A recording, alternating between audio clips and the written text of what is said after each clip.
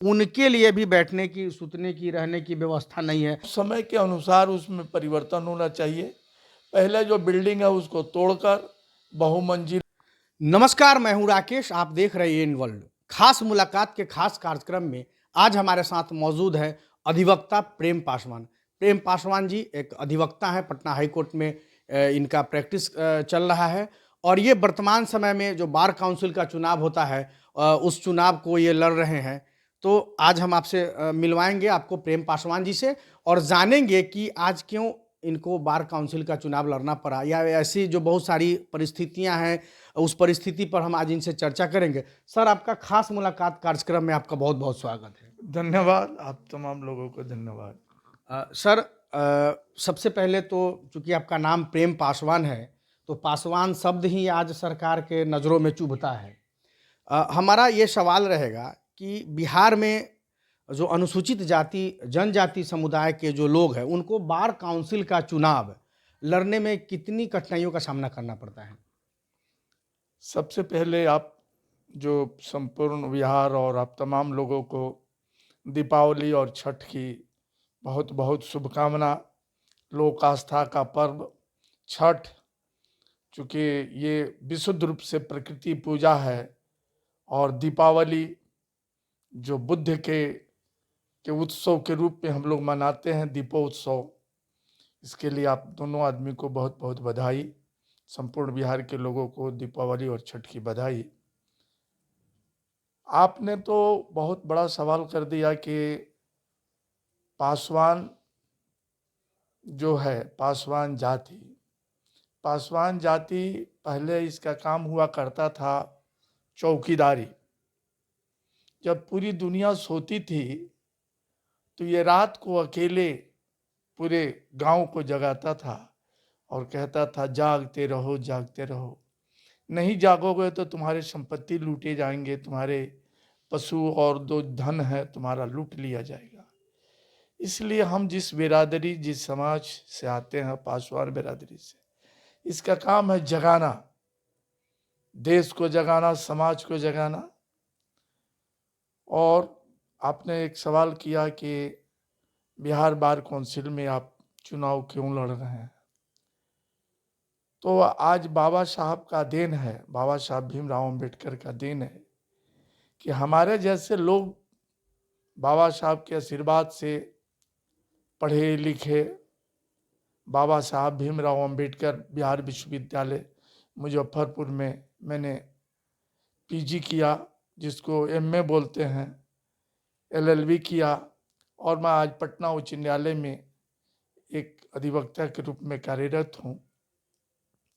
आज आज़ादी के 76 वर्षों के बाद भी आपके लोग न्यायपालिका में नहीं है, ना उनकी उचित भागीदारी है।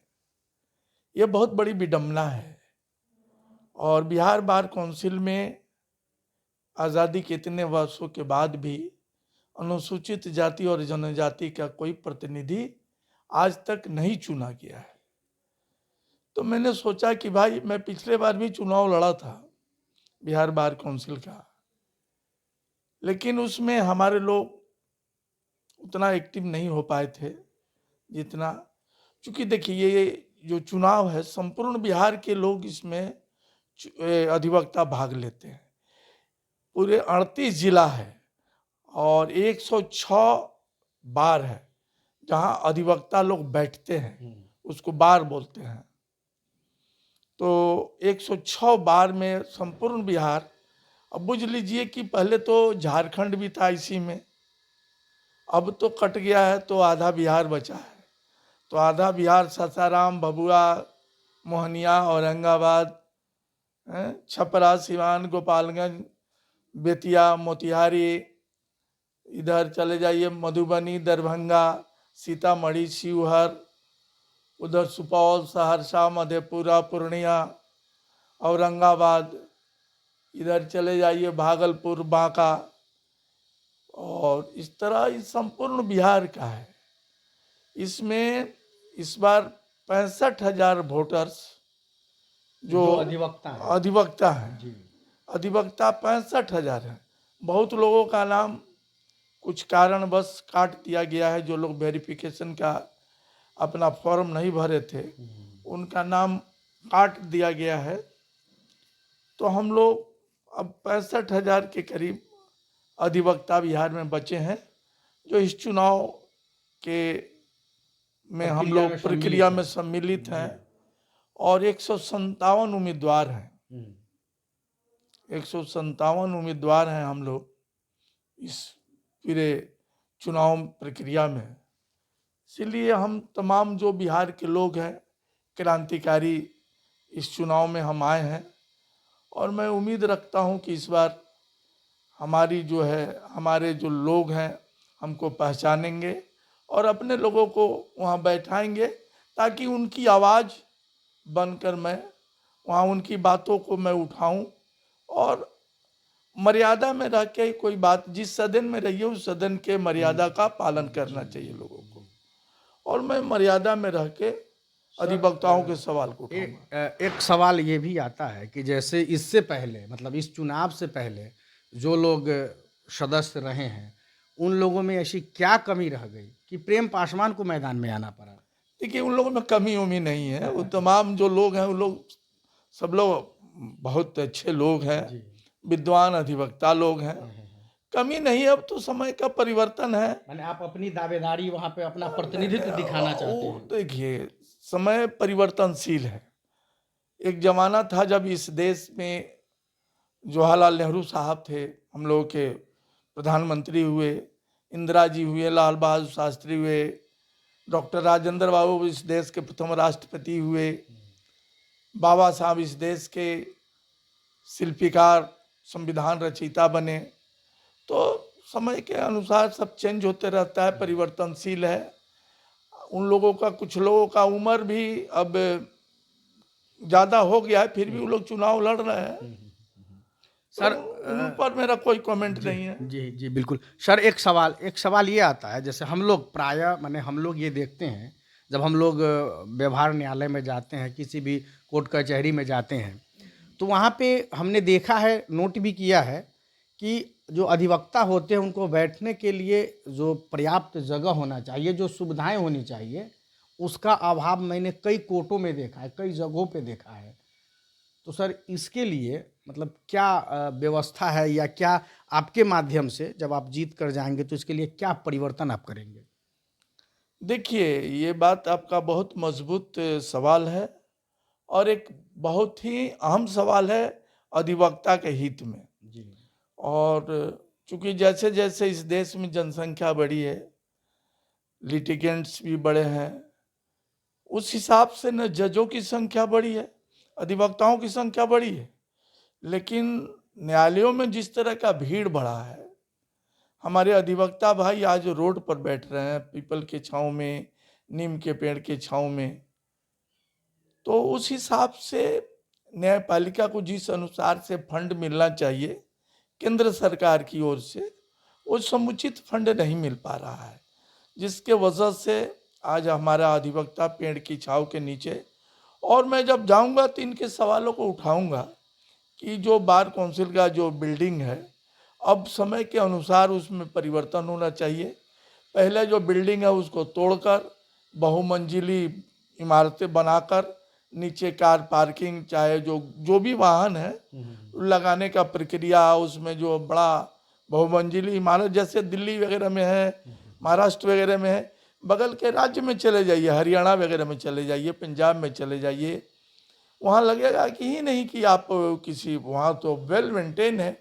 तो बिहार, ये खासकर बिहार में ही देखने को मिलता है कि यहाँ सिस्टम से बैठने का कोई उपाय नहीं है। तो हम लोग जीत के जाएंगे, मैं पर्सनली जीत कर जाऊँगा। तो इस सवाल को मैं बहुत मजबूती से उठाऊंगा।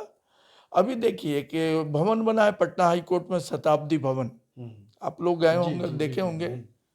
वो माननीय जीतन राम मांझी जी जब मुख्यमंत्री हुए, उन्होंने उस फंड को दिया। और कुछ उस समय जो हाई कोर्ट के कोऑर्डिनेशन में कुछ लोग थे, अब उनकी मंशा सही नहीं रहने के कारण आज भी उसमें ताला लगी हुई है। उसमें बिजली, पानी जो और शौचालय वगैरह है उसकी व्यवस्था नहीं हो पाई है।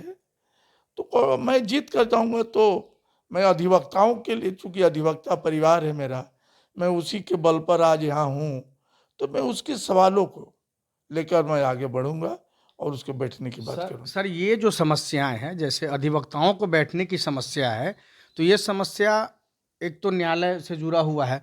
दूसरा हमने ये भी देखा है, ये थोड़ा सा आउट ऑफ ये हो गया, लेकिन दूसरा हमने ये भी देखा है कई जगहों पे, कई थानों पे, अब तो खैर बहुत जगह पे थाना बन गया है, भवन का निर्माण हो गया है। कई थाना ऐसे हैं जहाँ पे जो सिपाही होते हैं या जो अन्य कर्मचारी होते हैं, स्टाफ होते हैं, उनके लिए भी बैठने की, सुतने की, रहने की व्यवस्था नहीं है। आप ट्रैफिक में आप जब चले जाइएगा, ट्रैफिक पे देखिएगा, तो जो ट्रैफिक में जो ड्यूटी करते हैं, उन लोगों को, खासकर जो महिलाएं हैं, उन लोगों को बाथरूम के लिए, शौचालय के लिए किसी दुकानदार के यहाँ या किसी पड़ोस वाले के घर में जाना पड़ता है। तो सर ये कहीं ना कहीं ये कमी हमारे सरकार की भी तो है। नहीं, ये आपने तो बहुत ही ज्वलंत सवाल उठाया। आपके जैसा पत्रकार भाई जो आज मीडिया में है, इस तरह के सवालों को, जो जमीन का सवाल है, जी ये तो आप एक बात पूछिए कि आप एक तरफ बोल रहे हैं कि मैं महिला सशक्तिकरण, महिलाओं को नौकरी दे रहे हैं, तो जो हमारी घर की बहन बेटी, चाहे जो भी देश की महिला, चाहे बिहार की महिला है, ट्रैफिक ड्यूटी कर रही हैं, चाहे थाना में नौकरी कर रही हैं, ये तो माने फिजिकल नीड है, ये तो शरीर की जरूरत है। जी आप किसी का भी शौचालय जाना, चाहे जो ये यूरिनर जो है, पेशाब खाना, जी जी ये तो बहुत जरूरी है। अब जो ट्रैफिक में ड्यूटी कर रहा है, जिसको 12 घंटा, 10 घंटा, 8 घंटा, तो 8 घंटा में तो बहुत लोगों को बहुत सी जरूरतें, फिजिकल माने जरूरत पड़ेगी। बिहार सरकार को इस पर अविलंब सोचना चाहिए, और मेरा ये मांग है कि ये हमारे माने सामाजिक स्तर से और मानवता के अनुसार ये बात के लिए बहुत जरूरी है कि जिस जगह आप उसकी ड्यूटी लगा रहे हैं, उस जगह पर उस तमाम सुविधा को उसको दीजिए। मेरा ये डिमांड है। आपका बहुत बढ़िया सवाल है, आई एग्री विथ यू। मैं आपके इस सवाल को, मैं या अगर मैं किसी भी प्लेटफॉर्म पर जाऊंगा, यह सवाल मेरे लिए बहुत अच्छा है। नहीं, हम सर प्रायः देखते हैं, हम लोग जब निकलते हैं तो देखते हैं, लेकिन ये जो समस्याएं हैं वाकई में गंभीर समस्या है, और इसके लिए आवाज़ तो उठना चाहिए, आवाज़, लोग सवाल करना चाहिए, आवाज़ पूछना भी चाहिए, लेकिन लोग, कमी हमारे पत्रकारों में भी है कि लोग इन सभी मुद्दाओं को लोग छोड़ देते हैं। देखिए, हम आपके पत्रकार को तो प्रणाम करते हैं भाई, उस पर मेरा कोई कमेंट नहीं है। पत्रकार भाई लोग, चूंकि मैं मीडिया के खिलाफ कुछ नहीं बोल सकता, जी जी जी क्योंकि मीडिया तो लोकतंत्र के का चौथा चौथा स्तंभ स्तंभ है, जी बिल्कुल। तो मैं मीडिया के खिलाफ नहीं बोलूंगा। लेकिन जो मीडिया का अभी का जो चरित्र है, जी उन लोगों को उस पर उन लोगों को आत्मचिंतन करना चाहिए, जी क्योंकि वो भी किसी परिवार, किसी घर से आए हुए हैं। इसलिए मैं मीडिया पर तो इतना ही कहूंगा, इससे ज्यादा नहीं सर बोलूंगा। एक सवाल जो काफ़ी अहम है, आप देख रहे होंगे विगत कुछ दिनों में, मतलब खासकर जो अभी जो वर्तमान में जो सरकार है, इस सरकार में मैंने देखा है कई पत्रकारों की हत्या हुई है, कई अधिवक्ताओं की हत्या हुई है। तो सर ये जो सिस्टम चल रहा है, एक पत्रकार, एक वकील दूसरे के लिए लड़ता है, जब वो दूसरे के लिए लड़ता है तो उनकी हत्या हो जाती है, तो क्या उनकी हत्या कर देने से ये न्याय के लिए जो लड़ रहे हैं उनकी आवाज़ को दबाने का प्रयास किया जा रहा है? ये ये बहुत ही मैंने ये क्या उसको, बहुत जरूरी सवाल है ये, और बहुत यूनिक सवाल है कि या हम दोनों जो पत्रकार हैं और जो अधिवक्ता हैं, जी इन्हों को कोई सुरक्षा नहीं है, और ये डायरेक्ट जो है जमीन से जुड़े हुए लोग हैं। ये अपराधी से, इनका आपराधिक जो भी, बहुत लोग क्रिमिनल के एडवोकेट्स हैं, चाहे सिविल के एडवोकेट हैं। आप लोग तो क्रिमिनल से भी डायरेक्ट जाके, मैंने तो देखा पत्रकारों को कि चंबल में और ये जो बेतिया के जंगलों में जाके आप लोग इंटरव्यू करते हैं, जी जी जी और आप बहुत रिस्क लेते हैं, और आपके ऊपर भी हमला होता है, आपकी हत्याएं, मैंने बहुत, हमारे मित्र पत्रकारों की भी हत्या हुई है, उनको धमकी मिलता है। तो ये तो बहुत ही शर्मनाक बात है। और हम लोग तो एगो कानून है, एडवोकेट प्रोटेक्शन एक्ट, और राज्य में लागू हो गया है, बिहार में अभी तक ये लागू नहीं हुआ है। और पत्रकारों की भी हत्या, पत्रकारों पर हमला, आए दिन उसको धमकी कि ये बात आप नहीं छापो, ये चैनल नहीं दिखाओ, इस भ्रष्टाचार को आप मत करो, मत दिखाओ। इस तरह के आतंक और हमला होता है पत्रकार और वकील पर, इनको सुरक्षा मिलनी चाहिए। सर, कोरोना काल में तो सभी लोग लड़े, सब लोग संघर्ष किए, चूंकि पूरी ये विपदा पूरे विश्व स्तर पे विपदा रही। लेकिन कोरोना काल में कुछ अधिवक्ताओं की मृत्यु भी हो गई बीमारी के वजह से। कुछ लोग ऑन ड्यूटी, मतलब ड्यूटी में भी उनकी मृत्यु हो गई। तो सर, जो बार काउंसिल जो भी है, बार काउंसिल, उनके माध्यम से कुछ मदद नहीं मिली। सर, कमी कहाँ रह गई?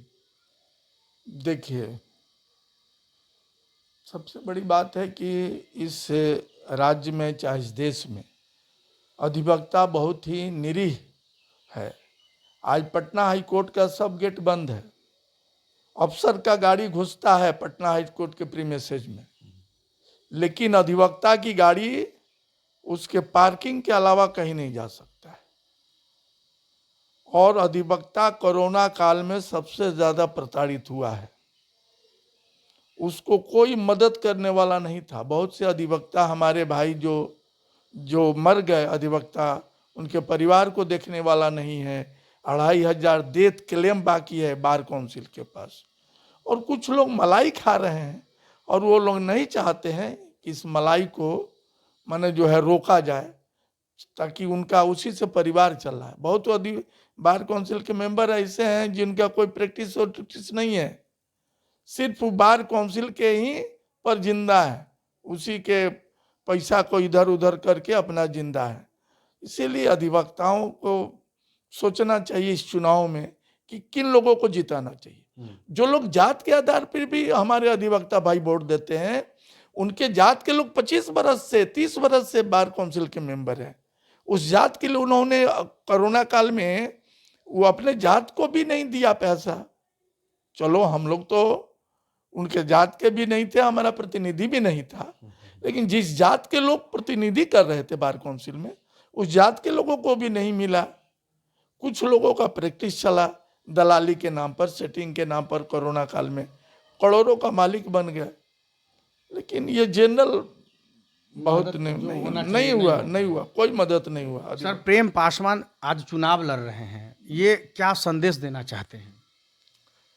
अरे, हम संदेश भाई लोगों को ये देना चाहते हैं, अधिवक्ता, हाँ, अधिवक्ता जो हमारे भाई हैं, कि मैं अगर जीत कर गया आपके सौजन्य से, तो आपकी बात को मैं बार काउंसिल में आपके बैठने का जगह, आपके प्रोटेक्शन एक्ट, जो एडवोकेट प्रोटेक्शन एक्ट है, वो लगाऊंगा। बार और बेंच का जो परेशानी है, क्योंकि बहुत से हमारे बार काउंसिल के मेंबर ऐसे हैं जिनको बेंच से मतलब नहीं है, सिर्फ बार में घूमते हैं कि हम बार काउंसिल का चुनाव, बेंच में एक केस का भी बहस नहीं करने जाते हैं। ना हाई कोर्ट में जाते हैं, ना लोअर कोर्ट में जाते हैं, ना सब डिवीजन कोर्ट में जाते हैं। इसलिए ऐसे लोगों को आप आइडेंटिफाई करिए, और मैं आपकी लड़ाई को लड़ूंगा, और अधिवक्ताओं को मान सम्मान दिलवाने का काम करूंगा। जी बिल्कुल, जैसा कि आप देख रहे हैं, ये प्रेम पासवान जी हैं, और प्रेम पासवान पटना हाई कोर्ट में अधिवक्ता है और ये प्रैक्टिस कर रहे हैं। सर, आपने हमें अपना कीमती समय निकाल के दिया, इसके लिए हमारा पूरे टीम आपका बहुत बहुत आभार व्यक्त करता है। सर, हम लोग आभारी हैं आपके। धन्यवाद, धन्यवाद, आप तमाम लोगों को धन्यवाद। और आइए, आप लोगों को भी छठ दिवाली की बहुत बहुत शुभकामना। धन्यवाद।